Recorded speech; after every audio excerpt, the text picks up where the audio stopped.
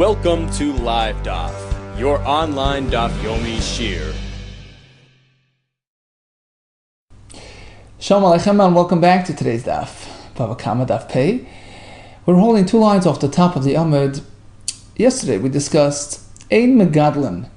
One is not meant to raise Behemodaka Beit Yisrael, a light animal, sheep, goats, in the inhabited areas of Eretz Yisrael, lest they devour the produce and ruin the fields.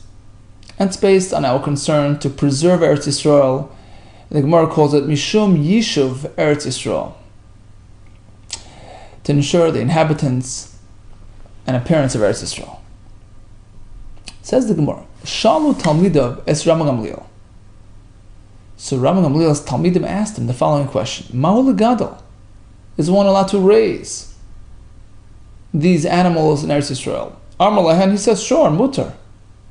What do you mean by Tanan Ein Megadlin? The Mishnah says we're not allowed to pasture these animals, goats, sheep, in inhabited areas. Ela hachi kabo mine, rather, the question posed to him was as follows. Sure, you can't take them outdoors, lest they harm the environment. But mao lishhois. The question was, can a person keep these animals? Not raise them, but keep them. We'll see in a minute what this means. Amar lahen mutar. To this he responded in the affirmative. Ubelavad shaloi teitze v'tira be'eder. Oh, there's one difference here. They're not outdoors. He keeps them inside, protected. So ubelavad shaloi teitze, provided it doesn't go out v'tira be'eder and pasture out there in the pasture. Ela koisha b'karei amita. So you don't let it out what they heard. Rather, you keep it indoors, you tie it to the legs of your bed, like they did by the Korban Pesach, to ensure that it stays close by and doesn't cause any damage. Tana Rabbanon. So one second, this is the Shita of Rabbi Gamliel, and Rashi actually points out that the Chachamim pligi, Rabbanon pligi alei, the Rabbi Gamliel. The Chacham never made this distinction, whether it's outdoors or indoors, because it can come, right? Lest it come to be sent out, and therefore we are machmir, we are stringent, don't raise them at all. Tan Rabbanon, we have a story in the Brisa, Masa b'chased echad. So in this case, the Yerushalmi says chased echad is a reference to Rabbi Yehuda ben Bava, very pious man. Shaya goineach maliboy. He was experiencing great pain, great ache, coming from his heart. Goineach, says Rashi, tzoyik, crying out in pain because of this heart ailment. V'shalu l'reifim. So they approached the doctors, v'amru, and they responded, this is the solution. Ein lo takana, the only solution for this person is achiyinak chalav roiseach mishachros l'shachros. So every morning, he needs to draw fresh, hot milk, coming from the animal, it's hot, right? Every morning, fresh, hot milk. The only way is to actually have the source of milk close by, right? So what did they do? They brought a goat's milk, and they tied it to his bed. And he would draw from it every morning. Turns out, a little while later, his colleagues came in to visit him. As soon as they noticed that goat tied to his bed, which is apparently a no-no, right? So they backed off. When they declared, look, there's an armed robber, so to speak, in this person's home. We're going to go approach this. No, we can't go in there. So basically, they were upset that he was apparently violating this halacha of raising these animals. So in fact, later on they sat and they investigated. When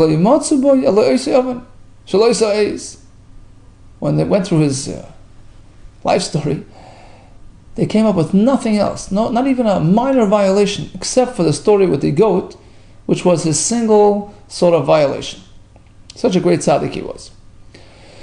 So apparently he was relying on the Shita of Rabbi Gamliel. In any case, v'afu b'shas mesasai amar, and likewise he himself, the chassid, upon his passing, he said, Amar yedeani, she'ein bi avoin ela avoin isa es, shavarti adi b'chaverai, I know full and well, I have no other averis except for this one problem with the goat, which I violated my friends, directives. Amar bishmo, mi balabatam shebegol ha'elyon hayu beis abba.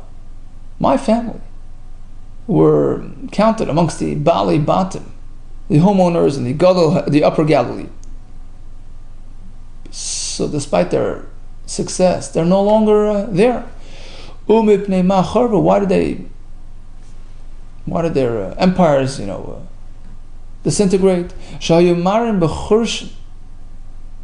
they lost their wealth because of the following violations. Number one, they would graze their light animals in the forests, local forests, in violation of the halacha and the Mishnah. V'danan dinei mamanis biyachid. They approached monetary litigations without a bezdin. Just one chacham alone took it upon himself, which is not right. And the question is, what's wrong with using forests for graze, for pasture? We had a Gemara yesterday. You're allowed to. We megadol b'charshin because they're not inhabited areas. So even though the forests were there near their homes, that's what they were accessing with their animals. But there was a problem. There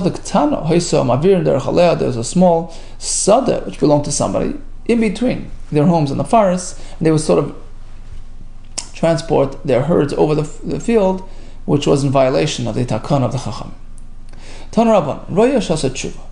So we have a shepherd who raised, behemoths dakos in violation of the halacha, and now he's doing teshuvah. He wants to come back on track.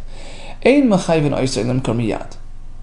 We don't impose on him instant solutions. We don't require him to go and do a drastic teshuvah and sell all his animals at once at a loss. No, that's going to discourage him from doing teshuvah. We want to make it easy for him and reasonable. Ela moicher al yad al yad. We have him sell it, a little at a time, so he can get his money's worth, and ultimately he'll free himself of these behemoths dakos. And likewise, v'chein ger shenaf leklavim v'chazirim b'rishasai. So a ger who inherited his father was a guy, and amongst in the estate we have dogs, we have chazirim, which we're not meant to raise, as we learned in the Mishnah. So once again, we don't obligate him to sell it off all at once. Rather, he does it incrementally. Another example of a similar idea, where we allow you to take your time. A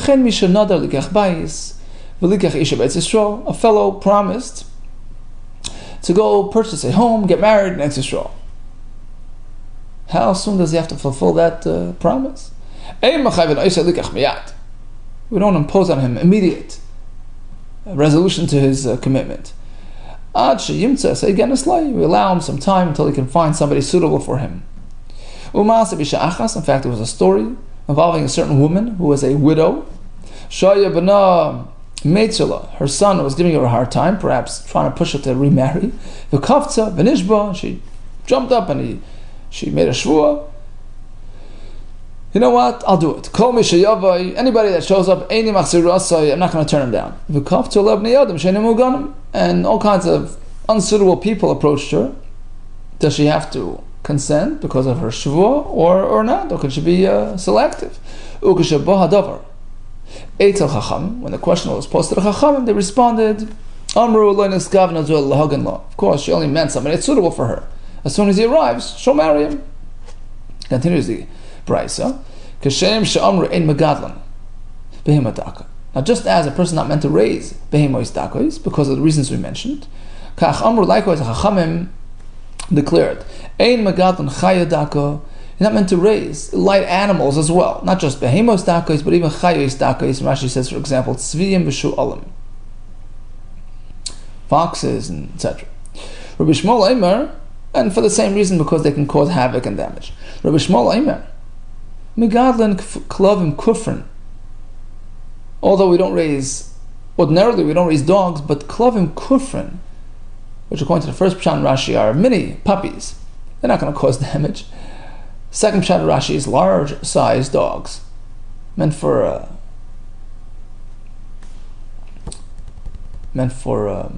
hunting. So once again, Rashi says they're not mazikin, they're trained, they're not meant to cause, they don't just cause damage. So all these are allowed. V'chatulin, and cats. V'koifin, monkeys. V'chudois snaim, little, rats that jump around the snap, little bushes. Why are these allowed? Meshasuyim l'nakar sabayis. These little animals, the chasulim, etc., are helpful in keeping your house, free of rodents and snakes. That's why it's allowed. Now, why is he called chulois snaim? Where does he get his name from? My chulois snaim. Rabbi Yehuda. Well, what is it? First of all, Rabbi Yehuda sharza charza. That's what it's called. A sharza, like a sheretz, charza. You could amri charza instead of charza. It's charza. Why is it called charza or charza? Diktini shake. Because his legs are very thin, and you can see like these marks, lines on them. That's what it's called. Charza. Charza means lines. V'ra'aya beni vardini, and it's called the chulas hasnaim because it runs around beni vardini, between the vardini. Rashi calls the vardini a sneh, little bushes. Well, my sharza. Why do some people call it sharza charza? The metatoi shake because its legs, its thighs are very short. So it looks like a little, crawling rodent. Okay. Just as we say that you don't raise these animals in Eretz Yisrael because of Yishuv Eretz Yisrael concerns, listen to this chiddush. The same concept applies to Bavel, because that was the center of Jewish civilization at that time. Asinu atzmeinu b'Bavel. We considered ourselves in Bavel. We applied the same rules over here in Bavel, Eretz Yisrael, just like in Eretz Yisrael, with respect lebehema daka. Amar le Rav Ada bar Abba Rav Huna, the Thu May. So he confronted Rav Huna, who owned an animal, a light animal. He says, "What are you doing owning a goat?"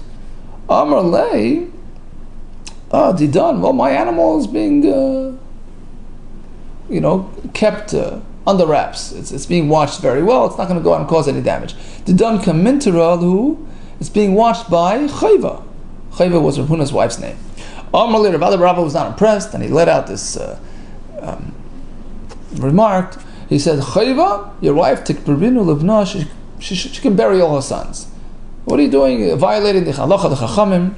Some learned that it was like sort of he was wondering, she's not concerned about losing her kids in violation of the, as a consequence for not fulfilling the divrei chachamim. In any case, Rav Ada bar Abba let out this statement, and in fact, the words of a tzaddik, have extra weight and very consequential. Even if it's not fully intended, once it's said, it can have an effect, and in fact, that's what happened. Kula shnei de Rav Ada bar Abba. Throughout Rav Ada bar Abba's entire lifetime, in fact, le'yikayim zara Rav Huna michayva. Rav Huna did not have any kids from this wife chayva, whether they died or whatever. That's how consequential this statement was. Iga de Amri, there's another slightly different version of this halacha of Bavel. Amar Rav Huna, Amar Rav, Asinu atzmenu beBavel, Eretz Yisrael, ve'madaka. We applied the Eretz Yisrael principle to Bavel with respect to not raising these animals, but only starting from a certain point in history.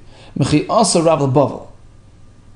As soon as Rav and his yeshiva and his talmidim came to Bavel, that's when Jewish life started flourishing, and there was a point to being more careful with the preserving the Jewish life and the Jewish community, and therefore we applied all those halachas as well.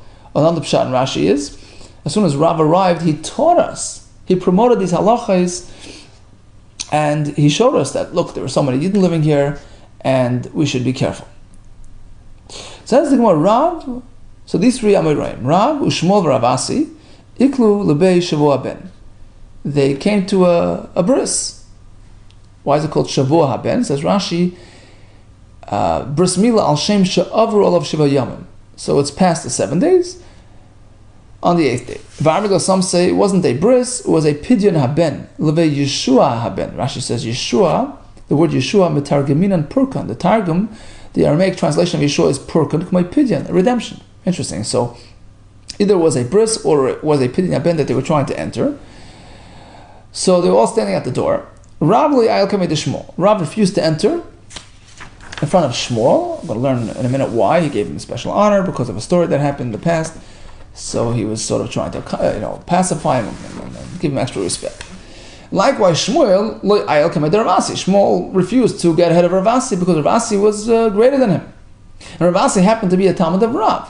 So Ravasi was also stuck outside. Ravasi, he didn't want to go in front of Rav. So they're all standing outside. Amri, and they were sort of, questioning, Man Nisrach, who's going to be delayed? Who's going to be the last one? Basically, who's going to stay out? Who's going to go in first? Nisrach Shmuel, should Shmuel stay out? V'neisi Rav Ravasi, and Rav Ravasi go in? Or V'nisrach Rav, or Ravasi? So basically, they were standing outside trying to figure this out. And the Gemara explains why, in fact, Rav gave this special honor to Shmuel. Apparently Rav was older and greater, but why would he refused to enter before Shmuel? Rav Milsa Ba'amud Avad Shmuel.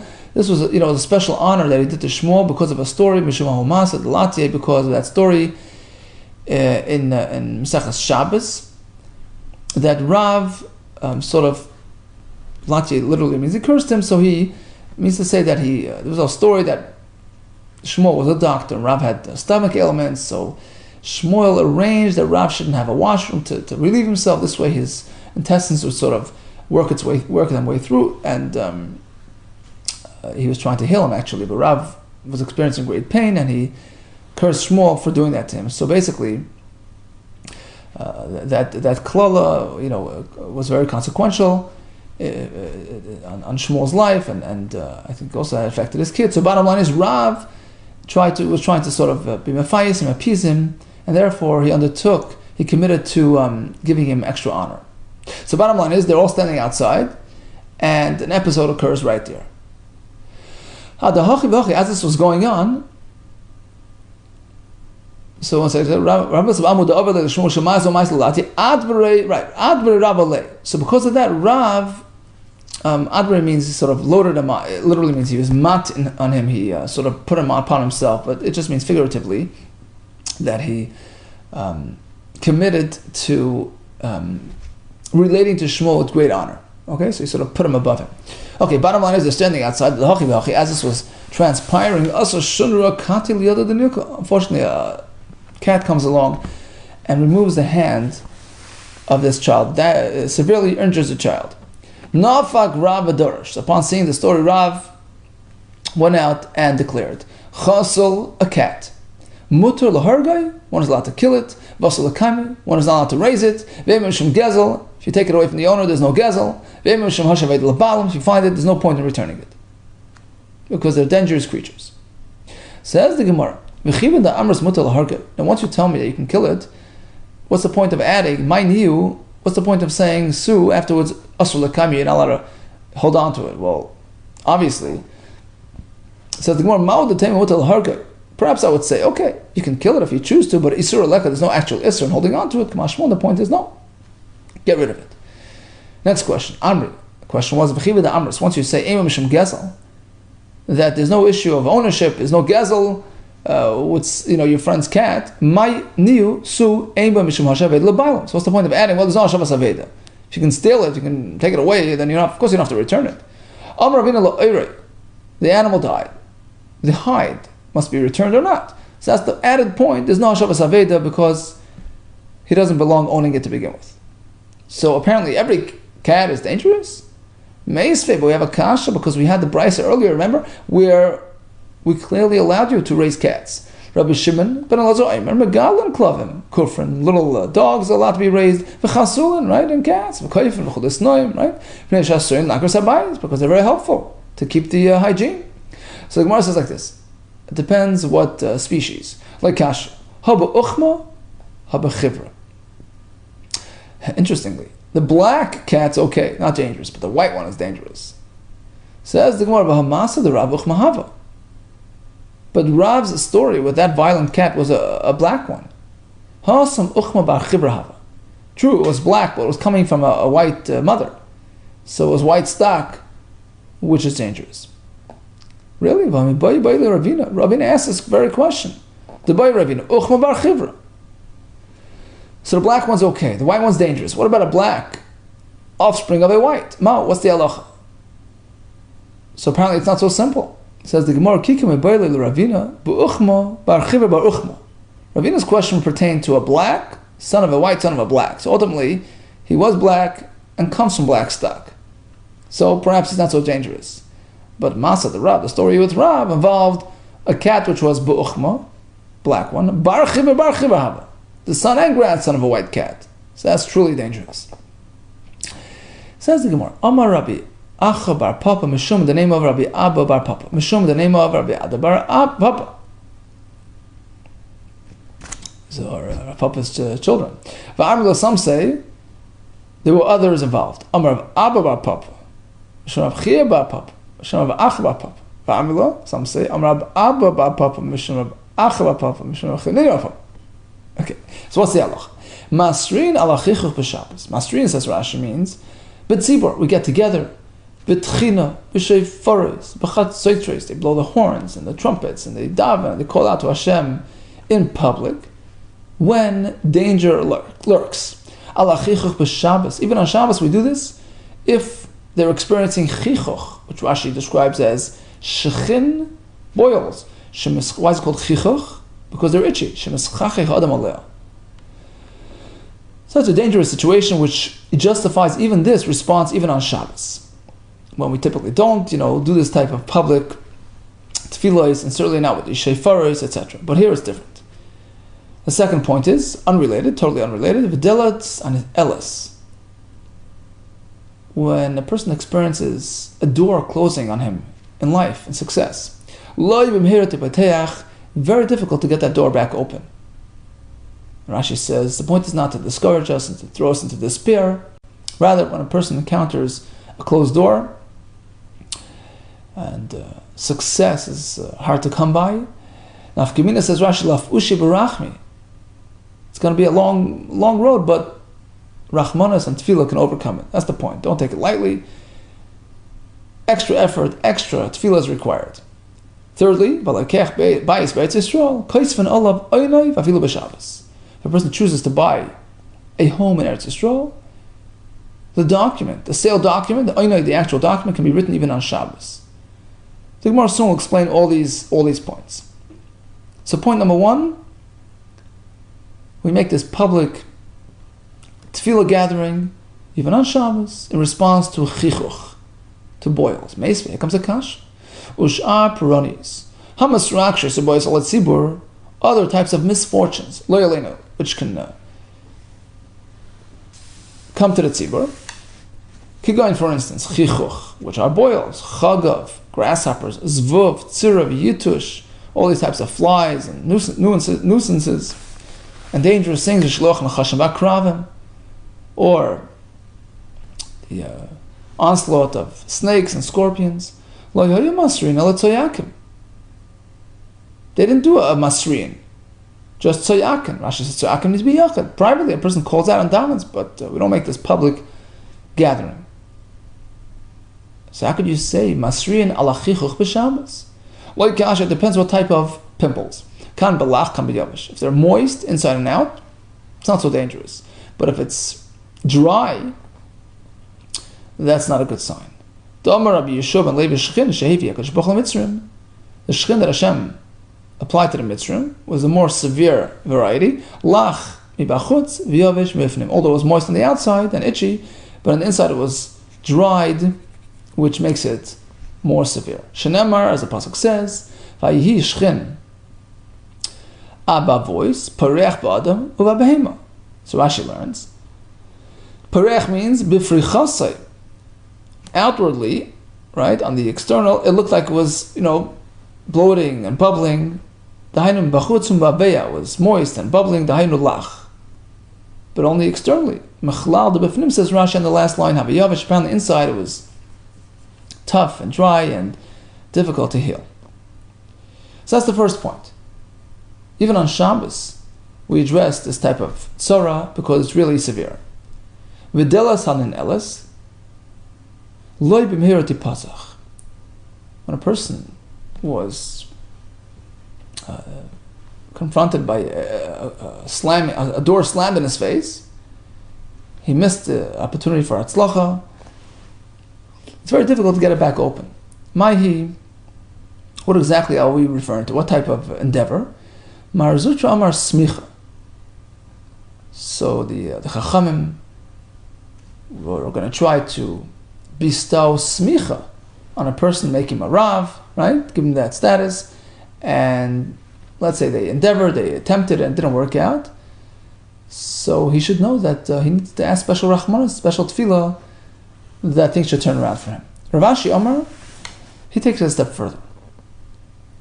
When a person experiences misfortune of any sort, it's not easy to turn it around. He's got to work hard to get back on the right track, to open up the channels of bracha. Rav Acha Medifti Amar, he takes it even a step further. He'll never experience taiv. V'lo, says the word, it's incorrect. Rav Acha Medifti presented this view, Milsa de Nafsheo de Amar. He was just experiencing his own sort of, he was expressing his own personal experience. Rashi says in Bava Basra, Perka Shutfin, we learn about the fact that he was meant to be the Rosh Hashiva. It didn't work out, and it never happened again. So it's an expression of his own personal, private experience. But in reality, but generally speaking, things can turn around. And the Gemara continues regarding the third item on the list. When a person purchases a home in Eretz Yisrael, kaisvin olav oinai. So the document, the oinai, the shtar mekach, the purchase deed, can be written even on Shabbos. Afilu b'Shabbos. Asks the Gemara, well, that's a malacha. Afilu b'Shabbos hakadayach. How could you suggest doing this on Shabbos? It's a malacha menator. Elo kadamar Rabbi Hassam. The answer is like Rabbi told us over there. It wasn't a yid who did it. It was through a guy. Chanam here as well. They instruct the guy to write it, and we're allowed to do that through the guy. Even though typically we don't do that. There is a Isser Shvus. Shvus means a Malacha D'Rabbanan. Shvus, rest, stop. Refrain from asking a guy to do a Malacha for me. That's standard, but here it's different. Misham Yishav Eretz Yisrael. In order to ensure our presence and inhabiting Eretz Yisrael, such as in this case where he's purchasing the land from a guy. That's the Pshat here. Rashi and Gittin says that it was a land purchased from a guy, and Rashi adds in Masechas Gittin in Shabbos there that the guy is about to leave town, so it's either now or never. Either this is the opportunity to buy it from him. So therefore, Chacham said, we suspend the halacha of Avmir al-Nachri, and we said like Gazur Rabban did not maintain their gzera, and over here they allowed us to write the shtar through the guy even on Shabbos. One more halacha regarding Yishuv Eretz Yisrael. Amar Rabbi Shmuel bar Nachmani Amar Rabbi Yonasan. Halakech ir Eretz Yisrael. If a person purchases a whole city, a whole town Eretz Yisrael, Chachamim compel him to also buy some property around it and build a road and make a road to the town. Ma'abr Chaseh on all four sides of the city to give it proper access. That becomes an attractive place to live, and it ensures that the population will gravitate to that place and fill it up. Misham Yishuv Eretz Yisrael. Okay, let's recap today's DAF. We spoke about raising a behemoth daka out there, in the public arena is usher. In the private domain, like near your bed, well, that's only Rambam Gamliel's heter, which was actually the story, which corresponds to the story of the chassid who did the same for his refuah. Some say actually it was pikuach nefesh and therefore was allowed. You're allowed to raise them, in uninhabited areas like the forests. We spoke about a shepherd who wants to do tshuva, a ger who wants to get rid of the dog, etc. We give them ample time, reasonable amount of time to rearrange his life. We spoke about raising, little types of dogs and cats and stuff like that, which is okay. We had a story of Rav Shmuel Rav Asi who honored each other We had the story with the cat, the white cat, the black cat. And then finally we had the 3 halachas, davening on Shabbos, asking Siyat Shmaya for personal Hatzlacha, and another couple of ideas regarding Yishuv Eretz Yisrael. All the best to you and Hatzlacha, Rab.